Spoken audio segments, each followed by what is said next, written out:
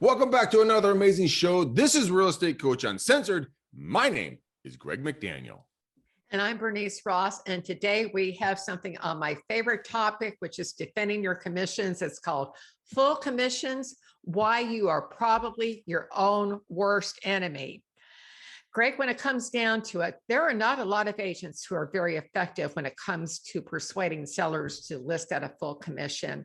In fact, so many agents, just as soon as the seller says, will you lower your commission, they throw in the towel because they're afraid they're not going to get the listing. In 2005, I wrote a book called Waging War on Real Estate's Discounters, and this thing just went crazy with the sales. And you know what's interesting though, Greg? Not a lot has changed since then. The brokerage community is still under attack by discounters. But, and there were multi-billion-dollar companies that were coming after our commissions back in 2005, 2006. Now, different players, Open Door, Realtor.com, Zillow, et cetera. These people are competing for parts of the commission, oftentimes charging us 35% if, Zillow or Realtor, if they send the lead to us that's been incubated and converts. So the question is, what can you do to get the listing? And you have one big advantage over these people. And here's what it is. This is your ability to get face-to-face to build a personal relationship with that seller or buyer. That's something an algorithm or a slick ad campaign cannot do. So this is the advantage you have. But the battle is who is going to get to the consumer first. And we're going to talk about that. So Greg, when I wrote Waging War on Real Estate's Discounters, I did a lot of research and I've continued to do that since that book. The question is, are consumers willing to pay full commissions? Here's what the breakdown is. About 15% of the sellers will select their agent based exclusively on the amount of commission. If you're a full service broker like Greg and I are, these people are not our clients. In fact, if they could get you to work for free, they would. I talked to, when I was out on the speaking circuit training on commissions, I had people from Assist to Sell and Help You Sell, these companies that do discounts. And, one of their attorneys came up to me and says, do you know they actually ask our agents to lower their commission? It's just like, really? If you're a premium agent, they're not your clients. Now, about 5%, and these are a lot of the luxury people, they want the biggest name or the most successful. They want the number one agent. That's about 5%. The other 80% will pay a full commission, provided that you can demonstrate why they should do so. So the key thing to note here is that there is 85% of the consumers will pay a full commission if you know how to frame your value for them. So Greg, you got some statistics from NAR. Could you say a little bit more about those? NAR came out with some other numbers that I want to go over really quickly. They say 77% of all sellers will contact one agent before they hire them. Now, if you're between the ages of 22 and 30, a whopping 89% of the times, you're your own competition. Now, for those people between 30 and 40, and those are encompassing most of the millennials, the number is 82%. So it's a really interesting phenomenon when you think you're competing with other agents, when you're really just competing with yourself. That's a huge takeaway, Greg. Absolutely a huge takeaway. So one of the things you need to do is make sure that you schedule that appointment as quickly as possible, even if they're planning on transacting several months from now. So Greg, if you were, you get a lead, a seller lead, and they say they're not going to transact for 6 months, how would you go about scheduling the appointment? I would schedule it immediately. The reason why is you want to and you need to build a relationship and go face to face with these folks. One of the things that I would do immediately when I go for that meeting, I would bring our CMA, our comparison market analysis, right? And then I would bring a property report from NARRPR.com, which we all have access to. I'll bring a report from the home disclosures, and I would also bring examples on how you stage your listing so people see the value in regards to how you're going to represent their best interests. You know, Greg, a lot of people may not be familiar with homedisclosure.com, but this is a really lovely supplement to the NARRPR.com report, because it provides information about schools, you know, where there are environmental hazards, what the nature of them are, or all kinds of risks, you know, things like radon, toxic dump sites that may be near. So this is really great. And also, one of the things I know you're a fan of is box brownie. I am too. Yeah. This is a great, take some before and after staging photos from your other listings, or get an example of box brownie that shows the kinds of things that they can do to make your listings more attractive. And these numbers don't cost very much. Let's go on to talk about right now. There are 3 places where you are your own worst enemy in the commission battle. And here are the most obvious places where you are losing this battle.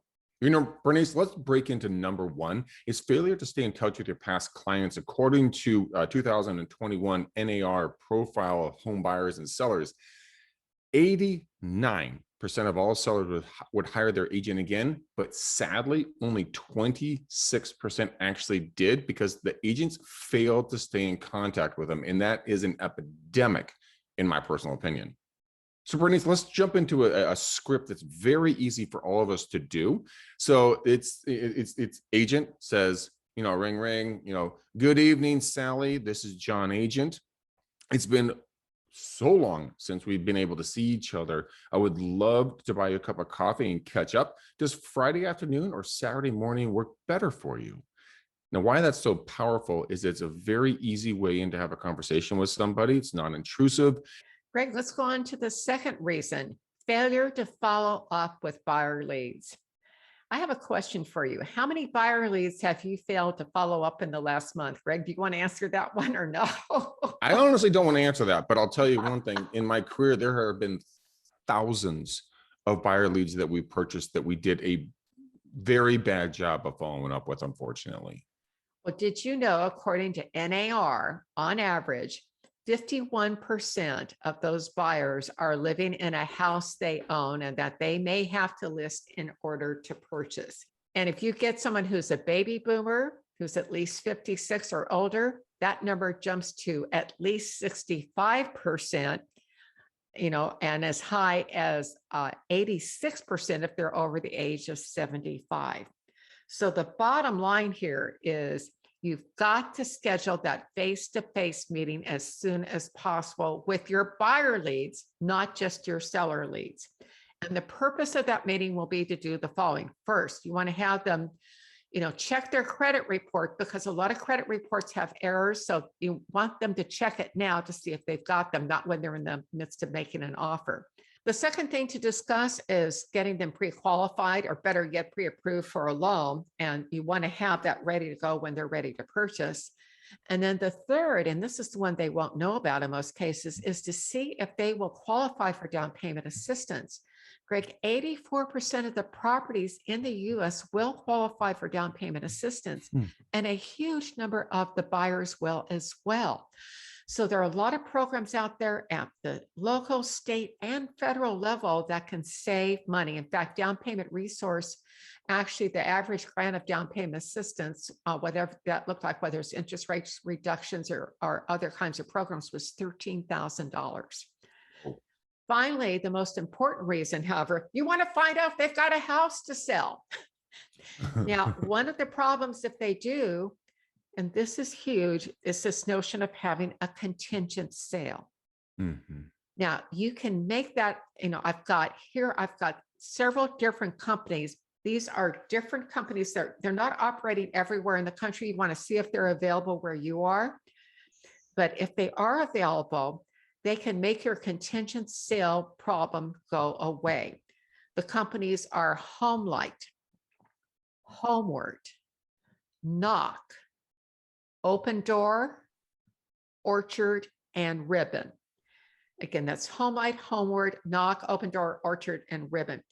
These companies work by either purchasing the seller's existing home, purchasing their next home, and then selling it to them once they sell their current home, or they provide a mortgage solution that allows them to pay all cash. So in other words, they'll put together the financing so that they can buy the next property, and they will defer the payments until the seller sells their current property. And there's, in some places, there's a 1.25% fee or something, but it's not that expensive, and it's better than trying to qualify for a swing loan or bridge loan or not being able to sell your house. Number 3 is failure to convert incoming seller phone inquiries. These are things like sign calls, or if you run into someone at an open house, whatever it is. But if they say that, no, I see that you sold the house down the street, how much do you charge in commission? Well, what I've been hearing from a lot of agents, the moment they answer that question with a percentage or a number, they hang up on you. So, Greg, how do you handle that when you get that kind of call? Bernice, I've done over 600,000 outbound prospecting calls in my 22 years in the business. And so I've learned that exact rule of thumb. And so what I've shifted to, I say, you know what? Everything's negotiable. That's exactly why we need to sit down and discuss what the fee structure should be for you and what you can net out of it. And with that, it leaves the door open so that they don't feel trapped, but also it gives me the opportunity to build a relationship with them. Greg, great approach. I've got one that's just a little bit different. This is a script. So seller's lead says that I see you sold the neighbor's house recently and we're thinking about selling. How much do you charge in commission? Mm-hmm. And you overcome the objection like this. Mr. Seller, are you more concerned about the amount of commission you will pay or how much you will net once the transaction closes? Yeah, good point. So, and I had 2 occasions where people didn't answer this well. We'd like to net as much as possible. Can you guess what those 2 occasions were? I can't imagine. Probably divorces. Yeah, they were divorces. No, I don't want to make any more money. So when the seller says, well, we would like to net as much as possible, you continue the script by, you're going to close for the appointment. With your permission, may I show you how my premium marketing plan helps you obtain the maximum exposure to the marketplace that results in the maximum net price for your property. Would this evening be a good time to get together to discuss this, or would Saturday morning at 10 a.m. be better? Okay, now the key points are here. There are 2 of them. Number 1, you want to use the word premium. Second, you want to be focused on how much they net, not the percentage of commission. So, Greg, what is the most important reason that sellers will ask you to lower their commission, other than they may be cheap? Yeah, they could be. They could be cheap, and everybody likes to save a couple of pennies and rub them together, right? The script above really addresses the primary reason why sellers ask for you to lower your commission. The primary reason that I have found personally is that you have failed to demonstrate your value. When you can't demonstrate your value, you can't command a higher commission. So here are going to be 2 ways you can demonstrate your value to the sellers. Focus on the amount, not on the commissions, but is what they're going to net at the end of the day. So here are going to be 2 ways you can demonstrate your value. Bernice, let's get into number 1. The first thing, again, we want to stay focused again on how much they're going to net. So the first strategy is a premium marketing plan. And we will have this article linked up where you can pull this down, but you want to create a checklist to demonstrate how the services you provide create the maximum exposure that results in the highest possible net price for the seller. So we have an example. Now, at this chart, you can use it on listing appointments, but also it's something that you can leave with the seller, because when you see the chart, you'll understand. So what I've done is I've checked off all the services that I provide. However, there's now there are three other columns. So if they're interviewing other agents, which again, at least 77% of the time they won't be, they can see all the services that you provide on this chart. This shows your value. This is what you're doing to get their property sold. Now you need to construct this for you personally. And again, only include the things. And, if you're with one of the big franchises, they have so many services that they provide. Get a list of those and put them on your list, and then use some of the ones that are on here that, I think that, that you think they may find to be interesting. And I mean, one of there are a couple big ones here. First of all, lifestyle videos. This is huge. Posting your listing in 18 different languages. And again, there's some of the big franchise companies provide this for you. We've talked on about another video. We talked about Immobile and a site called real-buzz.com. That's real-buzz.com. People like the Matterport 3D virtual real property tours. And then some of the other ones that are on here, probably the biggest one is a social media marketing plan. And this includes how you're going to market their property on Facebook, Instagram, LinkedIn, Oodle, Pinterest, YouTube, and other social media sites.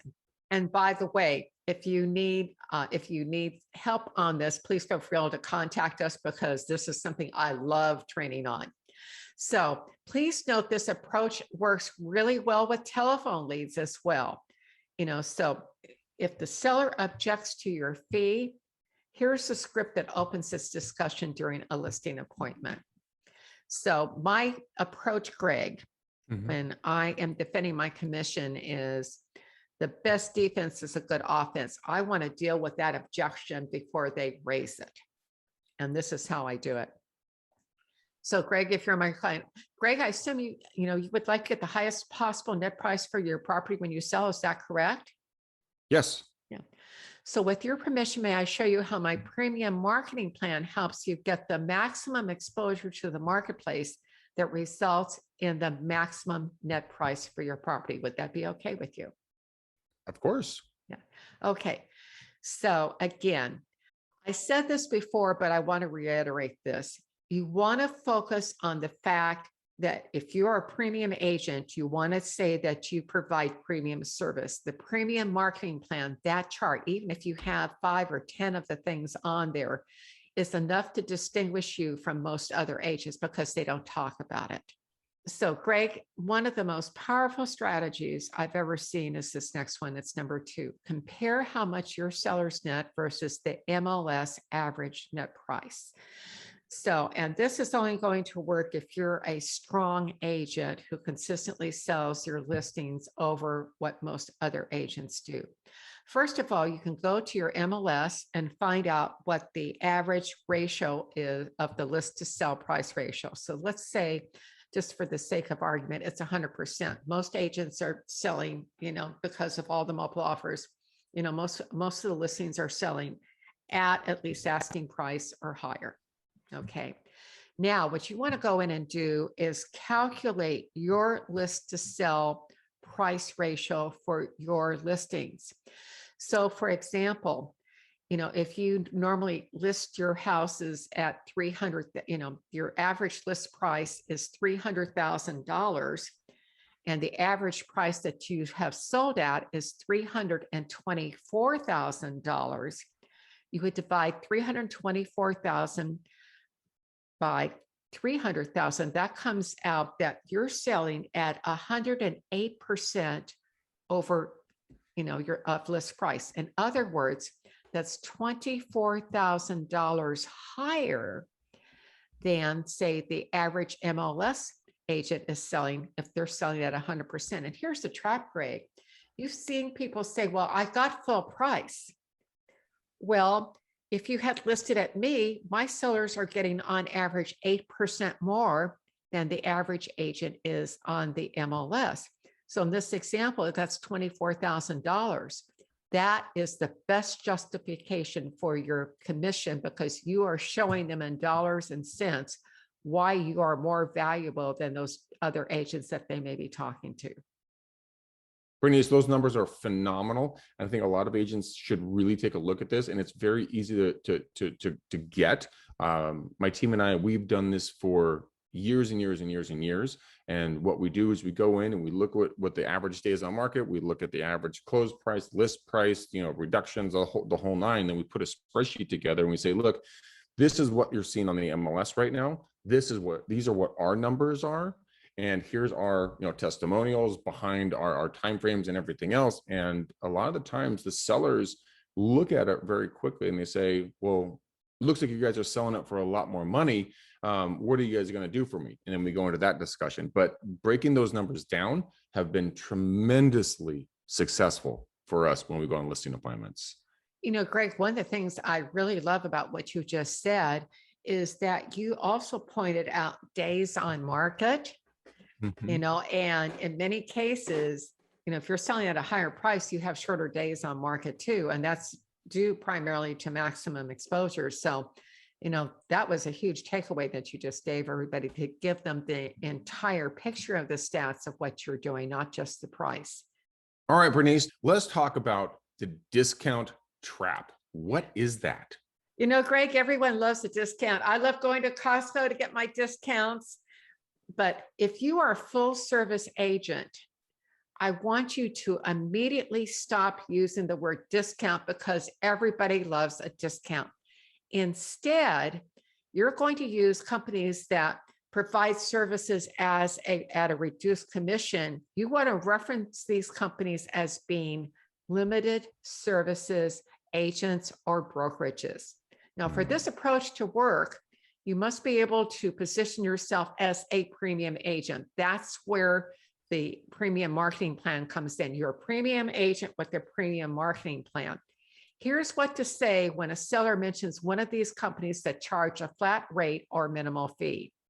Agent: Mr. and Mrs. Seller, I only work with sellers who want to achieve the maximum net price for their property using the services described on my premium marketing plan.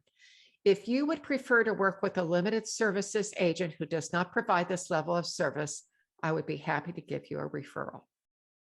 That's awesome. That is literally awesome. I mean, I got tingles on my toes. I love this approach because it works. I've used this for years. It's very effective. And remember the old negotiation adage, the first one who speaks loses. So you sit there once you say that and let them go on from there. So to wrap up for today, Greg, what's your final takeaway? Bernice, I would say this is the one thing I would do, is build a premium marketing plan, whatever that's going to look like for you. Show your value, show your worth, because every one of you is worth more than you could possibly ever imagine. So here's the bottom line. When it comes to earning a full commission, help the seller understand what matters most is how much they will net when the transaction closes, not the percentage or dollar amount they pay in commission. And as Greg just said, you need to position yourself as a premium agent with a premium marketing plan, and never use the word discount. Never. Again, say goodbye to discount and say hello to limited services. Thank you for being with us today, and we'll see you next time.